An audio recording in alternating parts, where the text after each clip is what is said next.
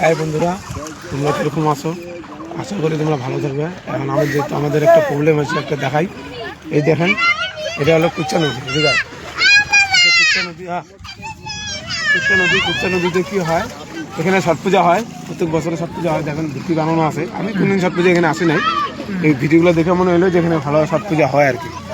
আশা করি আমাদের গম্বুজঘাটে এরকম অষ্টমী স্নান হইতো, অনেক ভালো করে পূজাটা হইতো। নদীটাতে জলটা অল্প খারাপ হওয়াতে বহুত অসুবিধা হয়েছে মানুষের।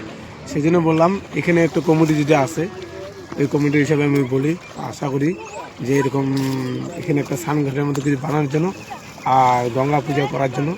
এখানে অনেকজন লোকজন আসবে, আমাদের পাড়াতে অনেক লোকজন আছে, লোকাল যারা পোলাপান এখানকার যে আছে ছেলেরা, সবাই মিলে একটা কমিটি গঠন করে স্নানঘাটের জন্য এখানে একটা বানাতে হবে। কেন মানুষের অনেক প্রবলেম হয়, অনেক দূর হয়ে যায়, নদীটা যাইতে অসুবিধা হয়।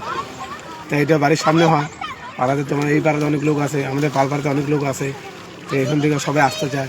আশা করি এই জিনিসটা বানানো হলে সবার কারণে সুবিধা হবে।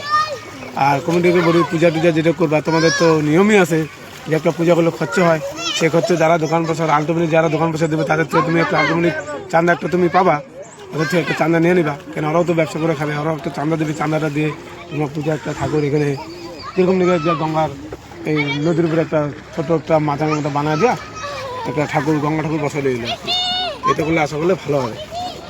বন্ধুরা অনুরোধ করি যে জিনিসটা নেক্সট বছরে যদি আমি পাই তাহলে খুব সুন্দর, খুব ভালো লাগবে।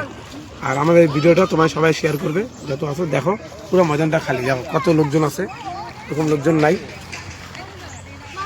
দু একজন লোকজন আছে। আর মাঠটাও অনেক সুন্দর জায়গা, জায়গাটা সুন্দর, অনেক বড় আছে, খুব সুন্দর জায়গা, পুরো পরিষ্কার জায়গা আছে, জিনিসটা চড়া আছে। ঠিক আছে, জিনিসটা এদিকের আমার জিনিস